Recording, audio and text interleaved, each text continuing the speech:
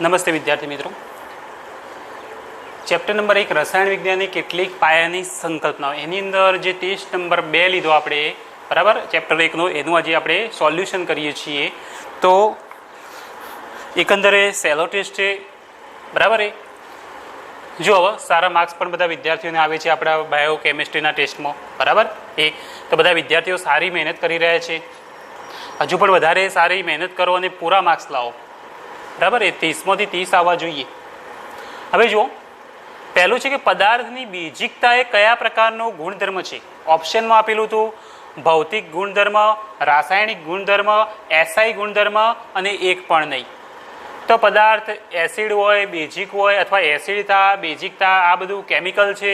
તો એના માટે શબ્દ કયો આવશે? આન્સરમાં આવશે રાસાયણિક ગુણધર્મ. શું આવશે મિત્રો? આન્સર આવશે આનો રાસાયણિક ગુણધર્મ. જે ઓપ્શનમાં રાસાયણિક ગુણધર્મ લખેલું તો એ ઓપ્શન સાચો છે. એના પછી પ્રદીપ્ત તીવ્રતાની એસઆઈ સંજ્ઞા શું છે? તો આપણે જાણીએ છીએ કે પ્રદીપ્ત તીવ્રતા એને બીજું કહેવાય જ્યોતિ તીવ્રતા.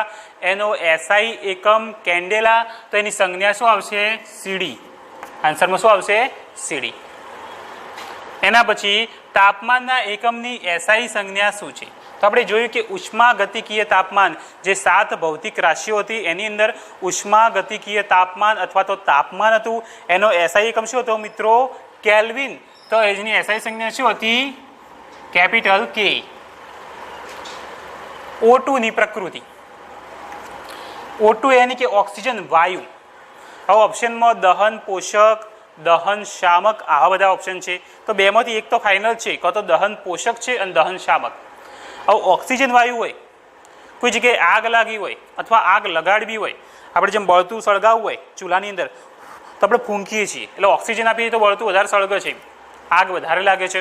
તો એને દહન પોષક કહેવાય. શું કહેવાય? દહન પોષક.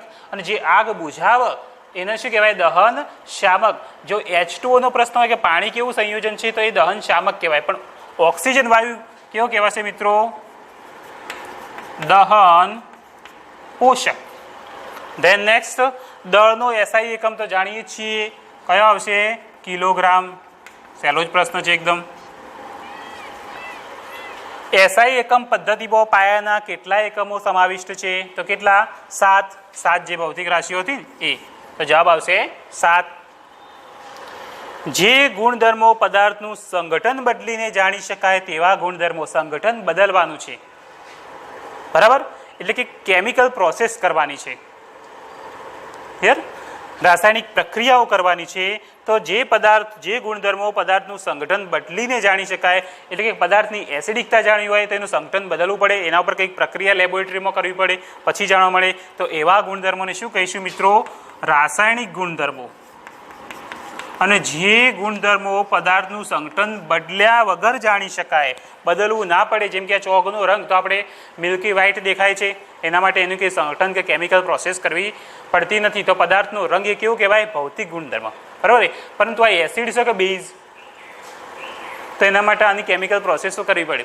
એ પ્રયોગશાળામાં બધી પ્રોસેસ કરીને ચેક કરવું પડે. તો આની જો એસિડિકતા કહો તો બેઝ ચેક કરવું હોય તો એ કયો ગુણધર્મ કહેવાય? રાસાયણિક ગુણધર્મ. C6H12O6 ગ્લુકોઝ એ શું છે મિત્રો? તો ઓપ્શનમાં તત્વ આપેલું છે, અણુ આપેલું છે, સંયોજન આપેલું છે, નન આપેલું છે. તો તત્વની અંદર તો એક જ કાર્બન હોય, કાં તો હાઇડ્રોજન, એક જ પદાર્થ હોય, બરાબર, એક જ પ્રકારનો પરમાણુ. એ તો કાર્બન, હાઇડ્રોજન, ઓક્સિજન, 3 પ્રકારના તત્વો ભેગા મળ્યા છે. તો આને શું કહેવાય? એક પ્રકારનું સંયોજન. જુદા જુદા તત્વો ભેગા મળીને શું બનાવે છે? સંયોજન. તો જવાબ શું આવશે? સંયોજન. 10⁻12 માટે, બરાબર, વપરાતો એસઆઈ પૂર્વક તો કયો આવશે મિત્રો? પીકો. ત્યાર પછી છે ગીગા પૂર્વક માટે કયું સાચું છે? બરાબર. તો ગીગા પૂર્વક માટે, જેમ મેગા માટે 10⁶, તો ગીગા માટે શું આવશે? 10⁹. શું આવશે મિત્રો? 10⁹ આવશે. બળનો એસઆઈ એકમ, બરાબર, બળનો એસઆઈ એકમ ઓપ્શનમાં જે આપેલું હતું એની અંદર આવશે કેજી ઇન્ટુ મીટર ઇન્ટુ સેકન્ડ⁻². આ ઓપ્શન સાચો છે, બરાબર. kgm/(s)−2. ત્યાર પછી છે પાસ્કલ. શાનો એકમ છે? જાણીએ છીએ. કોનો એકમ છે? દબાણ. દબાણ નામની જે રાશિ છે એનો સાદો એકમ કયો છે? પાસ્કલ છે. ત્યાર પછી 37°C બરાબર અંશ ફેરનહીટ. એની અંદર 4 ઓપ્શન આપેલા હતા, બરાબર. એ તો એની તમે ગણતરી કરજો. ઓપ્શન હતા 98.6, 69, 96, બરાબર. એ તો એની ગણતરી કરશો એટલે કેટલા આવશે? 98.6. પેલું સૂત્ર હતું 9/5 વાળું, અંશ સેલ્સિયસ વાળું. એની અંદર કિંમતો મૂકશો, બરાબર. એ પ્લસ, બરાબર. તો એની અંદર કિંમતો તમે મૂકશો એટલે તમને આ જવાબ મળશે 98.6 અંશ ફેરનહીટ, જે આપણે આગળ એવા દાખલાને બધું ગણેલું છે. ચલો એના પછી 14મા નંબરનું જોઈએ. અહીંયા હું લખું છું 14મા નંબરનો MCQ છે મિત્રો. પાણીનું ઉત્કલન બિંદુ કેટલું છે? પાણીનું ઉત્કલન બિંદુ કેટલું છે? ઓપ્શનમાં આપેલું છે 0°C, B 32°F, C 100°C અને D સમથિંગ કંઈક બીજું જ આપેલું છે. પણ આટલા 3 ઓપ્શનો પરથી ખ્યાલ રહે છે કે પાણીનું ઉત્કલન બિંદુ કેટલું છે? 100°C. કેટલું છે મિત્રો? 100°C. અગાઉના ટેસ્ટમાં મેં આ જવાબ હતો એ અલગ 100°C નહોતો આપેલો, પણ એના બીજા એકમમાં ફેવરીને પૂછેલો હતો, બરાબર. એ ત્યાર પછી 15મો જોઈએ. n ગુણ્યા 10 ની n ઘાતમાં, n ગુણ્યા 10 ની n ઘાતમાં કેપિટલ N નું મૂલ્ય કેટલું આવશે? તો કેટલું આવશે મિત્રો? આપણે થિયરીમાં ભણ્યા 1.000 થી 9.999 વચ્ચે બદલાય, બરાબર. ઓપ્શનમાં 1.00 થી 9.00 પણ આપેલા છે, પછી 1.999 થી, પણ સાચો જવાબ આપણે જાણીએ છીએ 1.000 અપ ટુ થી 9.9999 ની વચ્ચે બદલાય છે. તો 15માનો જવાબ આવશે મિત્રો, બરાબર. હવે આગળના MCQ જોઈશું આપણે.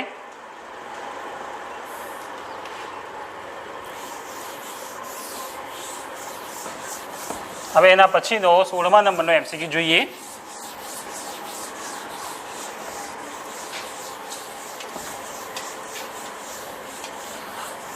મિત્રો હજી અમુક વિદ્યાર્થીઓ ટેસ્ટ નથી આપતા. 5-6 વિદ્યાર્થીઓનો ટેસ્ટ નથી આવતો. તો જે નથી આપતા એ હવેથી આવવા માંડે. ઓગસ્ટ મહિનાનું આ નવું ટાઈમ ટેબલ તમને મળી ગયું છે, એ પ્રમાણે બીજા ટેસ્ટ આવશે. એની અંદર જે ચેપ્ટર જેટલો ચાલેલો હશે એટલો આવશે. જો નહીં ચાલ્યું હોય તો થોડાક જ કોન્સેપ્ટ, તો આગળના કોન્સેપ્ટ ઉમેરીને ટેસ્ટ આવશે જે ચાલેલા છે એટલામાંથી. ચલો હવે 16મું છે. પદાર્થના વજન માટે શું સાચું છે? તો એની વ્યાખ્યા સહેજ ઓપ્શનમાં એક આપેલું છે કે પદાર્થનું વજન એ પદાર્થ પર લાગતું ગુરુત્વાકર્ષણ બળ દર્શાવે છે. તો આ રહ્યો આન્સર છે. કારણ કે પદાર્થનું દળ, આપણે દળ અને વજન બે કોન્સેપ્ટ ભણ્યા હતા, બંનેમાં થોડોક જ ડિફરન્સ છે. પદાર્થનું દળ એ તેમાં રહેલા દ્રવ્યનો જથ્થો અને પદાર્થ પર લાગતું વજન, બરાબર. એ મીન્સ પદાર્થનું વજન એ પદાર્થ પર લાગતું ગુરુત્વાકર્ષણ બળ છે.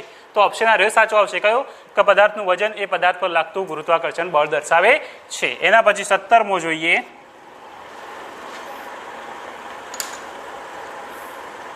કદના સંદર્ભમાં કયો એકમ સાચો છે?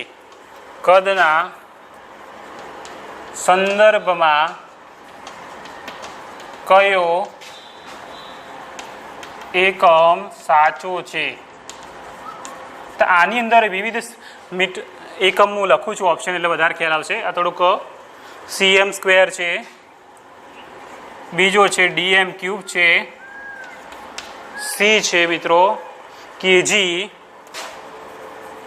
અને d છે kg³. તો મિત્રો આપણે જાણીએ છીએ કે કદ, તો કદ માટે 3 વખત લંબાઈનો ગુણાકાર છે એટલે cm² પણ આવવાના, કિલોગ્રામ પણ આવવા. આ તો આવે જ નહીં, બરાબર. કે આ દળ સાથે સંકળાયેલા કિલોગ્રામ એકમ છે. પરંતુ dm³ આવશે. આનો જવાબ શું આવશે? નાનો એકમ આપણે આની ચર્ચા કરી દીધી છે, બરાબર. એ લીટર સાથે સરખાય હતું બરાબર એ તો dm ક્યુબ આવશે. એના પછી 18મો જોઈએ, ઘનતાનો ઉપજાવેલ એકમ કયો છે? ઘનતાનો ઉપજાવેલ એકમ કયો છે? ઓપ્શન આપેલા છે ઘનતા માટે KG into metre raise to -3, B છે KG into metre raise to -2, C છે KG into metre raise to -1 અને ડી છે KG into metre second raise to -1. આની અંદર ઘનતાનું સૂત્ર આપણે જાણીએ છીએ શું છે મિત્રો? દળ ભાગ્યા કદ. દળ માટે આવે કેજી, કદ માટે શું આવે? 3 વખત લંબાઈનો કેજી ભાગ્યા મીટર ક્યુબ, ઉપર જાય એટલે કેજી મીટર રેઝ ટુ -3. તો જવાબ શું આવશે? એ આવશે. એના પછી 19મા નંબરનો જોઈએ. 19મા નંબરનો એમસીક્યુ છે, અંશ ફેરનહીટ અને અંશ સેલ્સિયસ વચ્ચેનો સંબંધ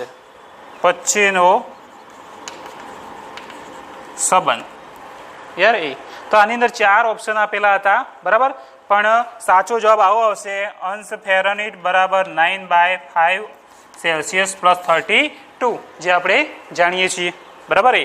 અંશ ફેરનહીટ અને અંશ સેલ્સિયસ વચ્ચેનો સંબંધ આવશે. આગળ જે એમસીક્યુની ગણતરી આ રીતના કરશે તો તમને અંશ ફેરનહીટ મળી જાય છે, બરાબર. અમુક ઓપ્શનમાં મેં 5/9 લખેલા છે ઉલટું, પણ રિયલમાં શું છે? 9/5 છે, બરાબર.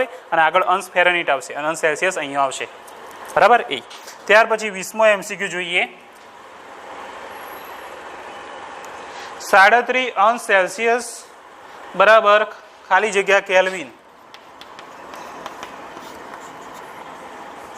તો આનો જવાબ આપણે જાણીએ છીએ કે 273 ની અંદર એડ કરશો એટલે જવાબ આવશે 310.15 કેલ્વિન. આન્સર શું આવશે? 310.15 કેલ્વિન, જે ડી નંબરનો ઓપ્શન હતો એ મિત્રો, બરાબર એ. હવે આગળ એમસીક્યુ જોઈએ છીએ 21 થી.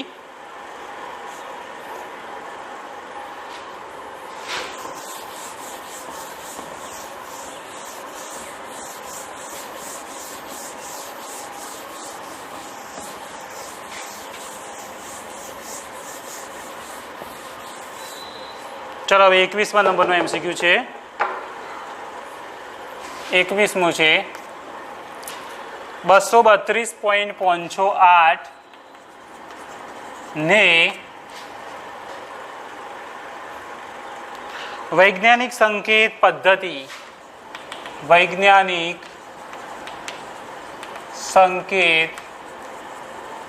પદ્ધતિ મુજબ કઈ રીતે લખાય? તો આ તો એકદમ ઈઝી છે, આપણે જાણીએ છીએ, બરાબર. આગળ 1 થી 9 સંખ્યાઓ આવી જવું. તો મિત્રો 232.58 આપેલા છે, એના આપણે લખવા છે. તો આ પોઈન્ટને ક્યાં લઈશું? 2 ના પછી તરત આવી જશે, બરાબર એ. કારણ કે n ગુણ્યા 10 ની n ઘાત જે વ્યાપક સ્વરૂપ છે એ પ્રમાણે કરીશું. તો 2.32508. હવે 10 ની ઘાતમાં ખાસ ધ્યાન રાખવાનું મિત્રો. અહીંયા આપણે ડાબી બાજુ જઈએ તો ઋણ સંખ્યાઓ છે. ઋણ સંખ્યાઓ તો 10 ની ઘાત કેવી લેવાની? ઉલટી પ્લસ લેવાની છે. 2 અંક કાઢ્યા તો 10 ની કેટલી આવશે? 2 ઘાત. તો આન્સર આવ્યો આવશે 2.32508 ગુણ્યા 10 ની ધન 2 ઘાત. એના પછી 22મો જોઈએ,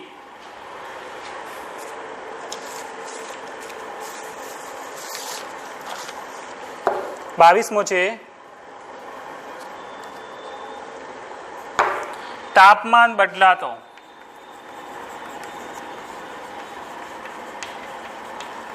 નીચેનામાંથી કોનું મૂલ્ય બદલાય છે? હવે આ ખાસ સમજવાનું છે મિત્રો.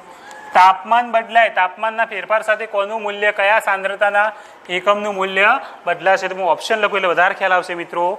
પરસન્ટેજ W/W, બી છે મોલન્સ, સી છે મોલાલિટી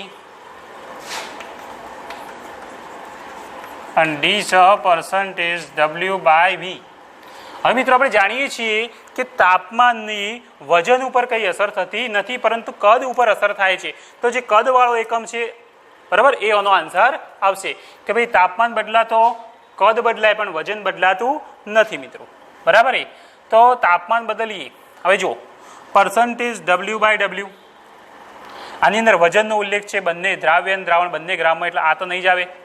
મોલન્સ, આની અંદર પણ વજનનો ઉલ્લેખ છે, કારણ કે મોલ બરાબર વજન ભાગ્યા અણુભાર. એના પછી મોલાલિટી, આની અંદર વ્યાખ્યામાં છે કે 1 કિલોગ્રામ દ્રાવકની વાત છે. અને પર્સન્ટેજ W/V નીચેનો એકમ છે ml અથવા લીટર, કદ છે દ્રાવણનું, શું છે કદ છે. તો આનો આન્સર શું આવશે મિત્રો? ડી આવશે, કારણ કે કદ સાથે રિલેટેડ સાંદ્રતાનો એકમ છે એ બદલાય તાપમાન સાથે, તો આન્સર આવશે ડી, પર્સન્ટેજ W/V. એના પછી 23મો જોઈએ, 10⁸ માટે વપરાતો પૂર્વક.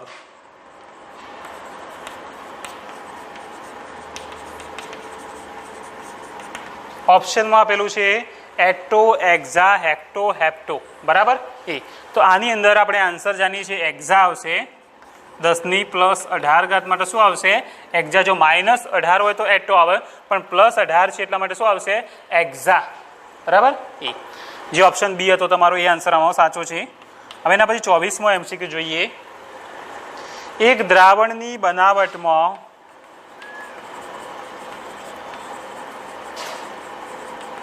$5 ગ્રામ NaOH, કેટલું છે? 5 ગ્રામ NaOH માં પૂરતા પ્રમાણમાં પાણી ઉમેરી 250 ml દ્રાવણ બનાવ્યું, તો આ દ્રાવણની મોલારિટી શોધવાની કહે છે મિત્રો. NaOH નો અણુભાર કેટલો આપેલો છે? 40 ગ્રામ પર મોલ. આવો જ દાખલો આપણે ભણ્યા હતા, બરાબર એ.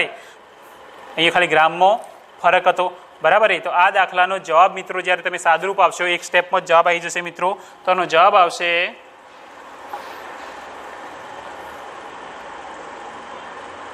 0.5 મોલર આવશે. જ્યારે તમે ગણશો એટલે 0, કારણ કે 1/2 વધશે એટલે 0.5 મોલર આવશે મિત્રો, બરાબર એ.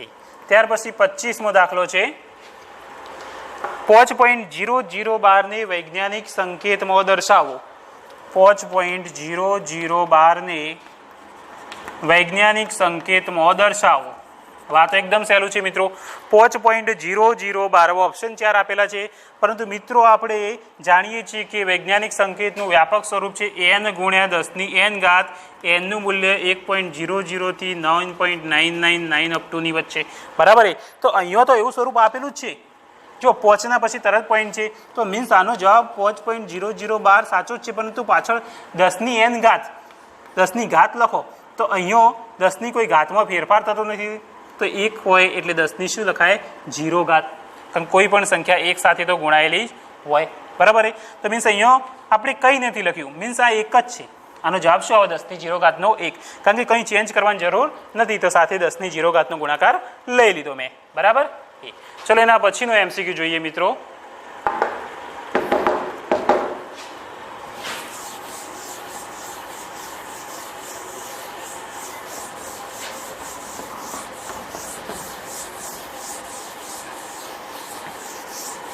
એના પછીનો 26મા નંબરનો MCQ છે. 26મો છે 534,000 ને વૈજ્ઞાનિક સંકેતમાં દર્શાવો. હવે આ તો મિત્રો સહેલું જ છે એકદમ. વૈજ્ઞાનિક સંકેતમાં દર્શાવવું છે. અહીંયા રકમ શું છે? 5,34,000, બરાબર એ. તો આનો દશાંશ ચિહ્ન કેવો હોય? પાછળ હોય. કેવો હોય? પાછળ.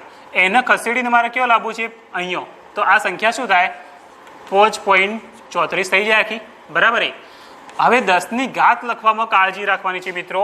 હવે 10ની ઘાત કેટલી લખવી? તો અહીંયા દશાંશ ચિહ્ન ખસેડ્યું, 1, 2, 3, 4 ને 5 પોઈન્ટ ખસ્યા પછી અહીંયા આવ્યું, બરાબર એ. અને ડાબી બાજુ ખસ્યા, ડાબી બાજુ ઋણ સંખ્યાઓ છે, તો 10ની ઘાત ઉલટી ધન લેવાની છે.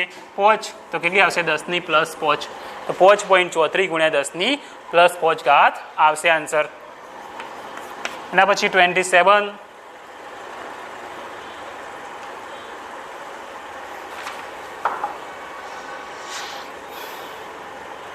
મોલારિટીનો એકમ શું છે? મોલારિટી નો એકમ શું છે? તો MCQ આગળ આવી ગયો છે, ખાસ યાદ રાખવાનું શું છે? મોલ પર લીટર, અથવા તો આમ પણ લખાય મોલ ઇન્ટુ લીટર ઇન્વર્સ. બરાબર, તો ઓપ્શનમાં આવો આપેલું છે મોલ પર લીટર. મોલ પર બીજા ઓપ્શન પણ આપેલા છે, પણ સાચો જવાબ શું છે? મોલારિટી. બરાબર, મોલ પર લીટર, તો મોલારિટી માટે એ છે. એના પછી 28મો MCQ છે 3.4 ગુણ્યા 10⁷ અને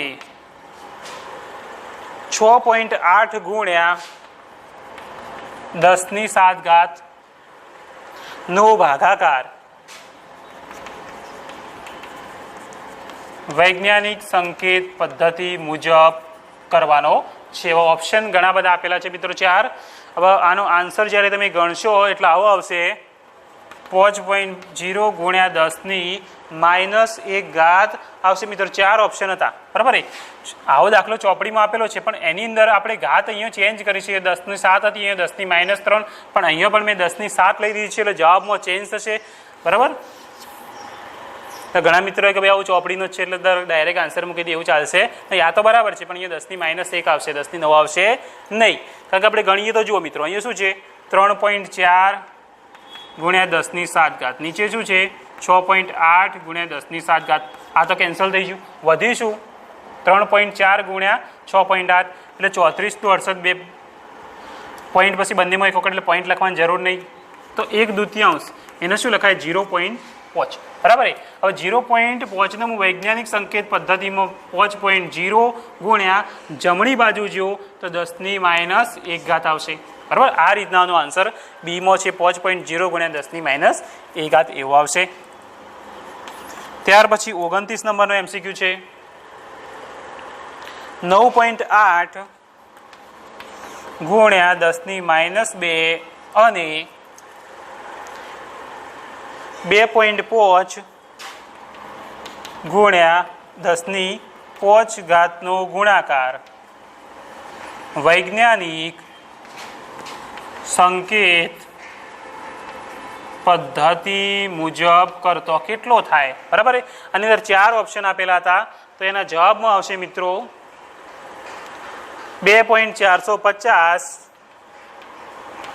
ગુણ્યા 10⁴ આવશે. ઓનું જ્યારે તમે સાદુરૂપ આપશો એટલે આવો જવાબ આવશે 2.450 ગુણ્યા 10⁴. ચોપડીમાં આવો જ દાખલો છે 9.8 ગુણ્યા, પણ અહીંયા ઘાત મેં ચેન્જ કરી છે એટલે કાળજી રાખીશું મિત્રો. ત્યારે ઘાત શું કરી છે? ચેન્જ કરી છે. બરાબર, એટલે ભૂલ ના થાય. ચલો એના પછી 30મો જોઈએ. બરાબર, જો સાદુરૂપ આપવું હોય તો આપણે 98 ગુણ્યા 25 કરવાના. બરાબર, એટલે 24.50 આવશે. પછી આના 10⁻³ થશે. બરાબર, જો આનું હું તો એક કરીને તમને બતાવી દઉં. 9.8 ગુણ્યા 10⁻2 એનો ગુણાકાર કોની સાથે કરવાનો છે? 2.5 ગુણ્યા 10⁵. તો પહેલાં આનો બંનેનો ગુણાકાર થાય 9.8 ગુણ્યા 2.5 અને ઘાતનો શું થાય? સરવાળો -2 + 5. તો અહીંયા શું થશે? 9.8 ગુણ્યા 2.5. તેનો જવાબ આવશે મિત્રો 24.50. બરાબર, હવે 10ની કેટલી ઘાત થઈ જાય? 5 - 2 એટલે કેટલી થઈ જાય? 3 ઘાત અહીંયા. પરંતુ વૈજ્ઞાનિક સંકેત પદ્ધતિ મુજબ મારે આ પોઈન્ટને કેવો ખસેડવો પડશે? અહીંયા આગળ ડાબી બાજુ માઇનસ સંખ્યાઓ, તો 10ની ઘાત પ્લસ આવશે. તો અહીંયા 2.450 ગુણ્યા 10⁻³ ને કેટલી થઈ જાય? 4 ઘાત. તો આનો જવાબ આવો હશે 2.450 ગુણ્યા 10⁴. બરાબર, ચલો મિત્રો એના પછી 30મો આપણે છેલ્લો MCQ છે 2.23 ગુણ્યા 10⁴ અને 8.20 ગુણ્યા 10⁵. આવી બે રકમો આપેલી છે. નો સરવાળો વૈજ્ઞાનિક સંકેત પદ્ધતિ મુજબ કેટલો થાય? બરાબર, તો ઓપ્શન જે આપેલા હતા બરાબર 4, એની અંદર જવાબ આવશે આવો 3.050 ગુણ્યા સાદુરૂપ આવશે એટલે 10⁴ મળશે મિત્રો. બરાબર. તમે મિત્રો આનું સાદુરૂપ આપશો. બરાબર. પહેલાં શું કરવાનું, ઘાતને સરખી કરવાની છે. બરાબર, હું શીખવાડું છું. અહીં છે 2.23 ગુણ્યા 10⁴. ચલો એ બરાબર છે. હવે જે નીચે આ પહેલું રકમ છે, બીજો જે સરવાળો આપણે કરવાનો છે, બરાબર, એની અંદર બીજું છે 8.20 ગુણ્યા 10⁵. હવે મારે આને 10⁴ કરવી છે. જો 10⁴ કરવી હોય, બરાબર, તો એક એડ કરવું પડે. એક ઘાત એડ કરવી હોય તો દશાંશ ચિહ્ન કેવો જશે, ડાબી બાજુ. એટલે આનું આવું થઈ જાય 0.820 ગુણ્યા 10⁴. ઘાત તો સરખી છે. હવે આ બે સંખ્યાઓનો શું કરું, હું સરવાળો કરું. 2.23 વત્તા 0.820, પોઈન્ટના નીચે પોઈન્ટ મૂક્યા, 0.5, બરાબર, અને પાછળ 10⁴. તો જવાબ શું આવશે, 3.050 ગુણ્યા 10⁴. મિત્રો બરાબર. તો અહીંયા આપણે 30 MCQ સોલ્વ કર્યા. બરાબર, 30ના જવાબ જોયા. હવે આના પછીની જે થિયરી છે, કોન્સેપ્ટ છે, એ આપણે નેક્સ્ટ લેક્ચરમાં ભણવાનો છે. પરંતુ સાથે સાથે તમારા ઓગસ્ટ મહિનાના ટેસ્ટ, બરાબર, હવે શરૂ થઈ રહ્યા છે. બરાબર, હવે આવશે. તો એની તૈયારી પણ કરતા રહેજો. એની અંદર જે જે કોન્સેપ્ટ આપણો ચેપ્ટરમાં જેટલા સુધી ચાલેલું હશે, બરાબર, એટલા સુધીના ટેસ્ટ આવશે. ભલે એના કોન્સેપ્ટ આગળ ઓછા ચાલેલો છે, બરાબર, ધારો કે એક જ થિયરી ચાલેલી છે અને આગળ વધારે ચાલેલું છે, એમાંથી 2 ટેસ્ટ લેવરાઈ ગયા છે, છતાં પણ એક થિયરી અને આગળ ચાલે એમાંથી કમ્બાઇન ટેસ્ટ આવશે. બરાબર. એટલે ટૂંકમાં ચેપ્ટર જેટલું ચાલેલું છે એ પહેલાંથી બધું તૈયાર ફરીથી એ કરી લેવાનું. બરાબર, એવી તૈયારી કરવાની. કોઈ ભાઈ આટલા 2 થિયરી ચાલી એટલે 2 થિયરીઓમાંથી કોઈ 30 પ્રશ્નો આવશે નહીં. ચેપ્ટરમાં જે ચાલશે એ એડ થઈ જશે ને આગળનું તો ખરું જ. બરાબર, એટલે એ રીતના જબરજસ્ત તૈયારી કરજો ને જબરજસ્ત માર્ક્સ લાવો. બરાબર, 30માંથી 30 કોઈના આવતા નહીં. કેમિસ્ટ્રીમાં નહીં આવતા ને બાયોલોજીમાં 28 29 સુધી તો આવશે. બરાબર, તો વ્યવસ્થિત તૈયારી કરો ને 30માંથી 30 લાવો. બરાબર. તો હવે નવી થિયરી આપણે નવા લેક્ચરમાં ભણીશું મિત્રો. બરાબર, ત્યાં સુધી ફરીથી મળીશું. હવે ધન્યવાદ.